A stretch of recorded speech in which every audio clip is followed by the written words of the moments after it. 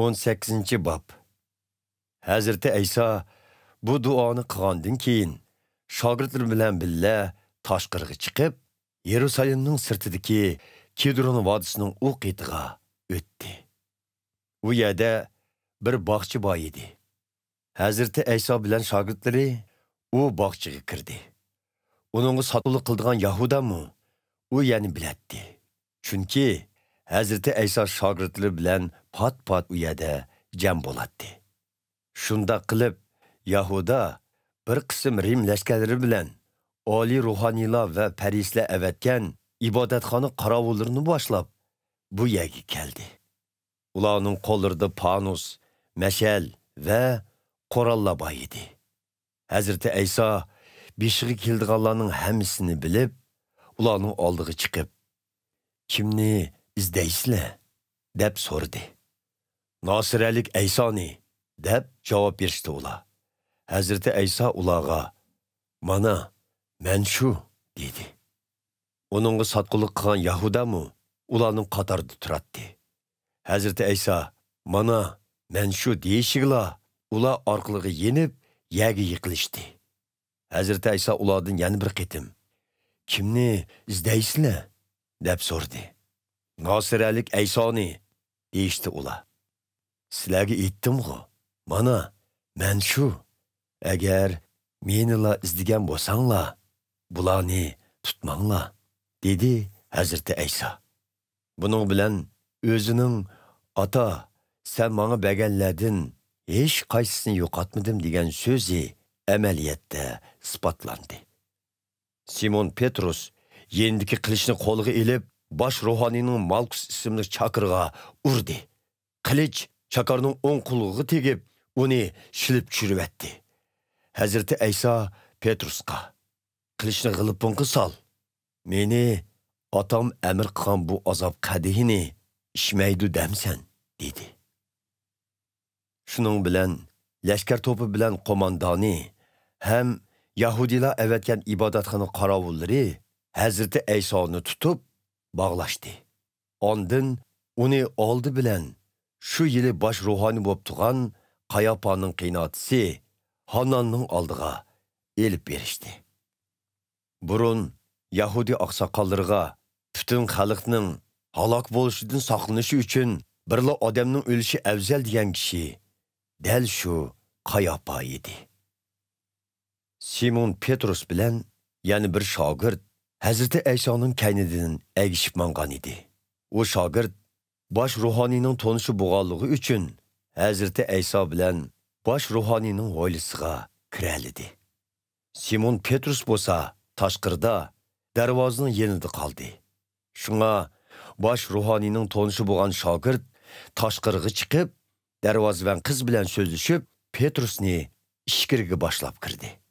Darvozavan qiz Petrusdan, "Sizmi İsa'ning shogirdlaridan emasmi?" deb so'radi. "Yo'q, men emas" dedi Petrus. Havo sovuq bo'lganligi uchun bosh ruhoniyning chakorlari va ibodatxona qorovullari yog'och ko'mirdan yiqilgan gulxonning cho'risida isinib turishadi. Petrusmu ularning yenida turib o'tqa qoqlandi. Bosh ruhoniy Hazreti İsa'dan shogirdlarini va uning ta'lim berishi bilan munosabatlik savollarni so'radi. Hazreti İsa uningga mundaq javob berdi: "Men so'zlarimni hamma odamlarga oshkora so'zladim. Yahudilar yig'iladigan yerlik ibodatxonalarda va markaziy ibodatxonada doim ta'lim berdim. Hech qanday maxfiy so'z qilmadim. Bularni nemishqa mendan so'raysiz? So'zlarimni anglaganlardan so'rang. Ular nima deganligimni biladi." Hazreti İsa bu so'zlarni qilganda, yenida turgan ibodatxona qorovullaridan biri uni bir qachat urib, "Bosh ruhoniyga mushundaq javob qaytaramsan" dedi. "Agar xato gap qilgan bo'lsam, buni ko'pchilikning oldida ko'rsat. Ammo e'tiqodlarim to'g'ri tursa, meni nima uchun urasan?" dedi Hazreti İsa uningga. Bunun bilan Handan uni bağlaqlıq peti baş ruhani Qayapağa yolladı. Simon Petrus otning oldida isinib turayotganda boshqalar "Senmi Aysoning shogirdlaridan emasmi?" deyishdi. "Yo'q, men emas", deb tandi Petrus. U yerda bosh ruhoniyning chakorlaridan biri, ya'ni Petrus qulug'ini chepib tashlagan odamning tuqqini bor edi. U Petrusga "Bog'chida seni Ayso bilan birga ko'rdimg'u", dedi. Petrus yana tandi. Dal shu chog'da g'o'roz chilladi. Tong yo'rg'anda Hazreti Ayso Qayapaning yenidan Rimliq vali Pilatusning o'rtasiga elib kelindi.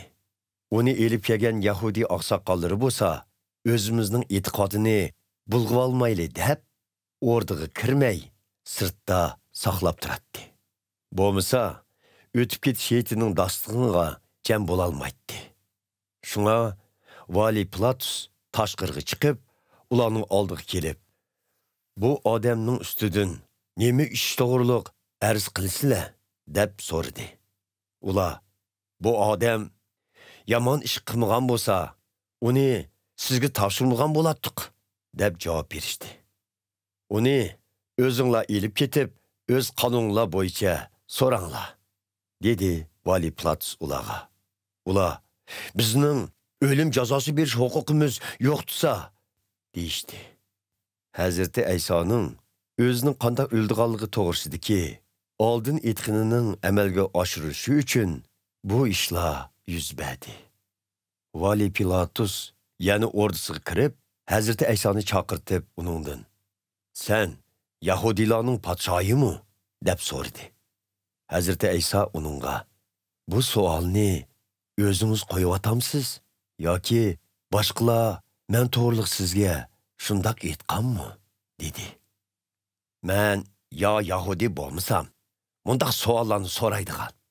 Seni ma'nu topshirganlar o'z xalqing va oliy ruhoniylarga nima jinoyat o'tkazgan eding?" dedi vali Pilatus. "Mening podshohligim bu dunyoga mansub emas. Agar mansub bo'lsidi, shogirdlarim mening Yahudilarga topshirmasligim uchun jang qilgan bo'lardi. Holbuki mening podshohligim bu dunyodagi podshohlikqa o'xshamaydi", dedi Hazreti Ayso. "Demak, sen bir podshoh, shundaqmi?" dedi vali Pilatus. "Aytganingizdek, men podshoh. Men haqiqatga guvohlik berish uchun dunyoga keldim.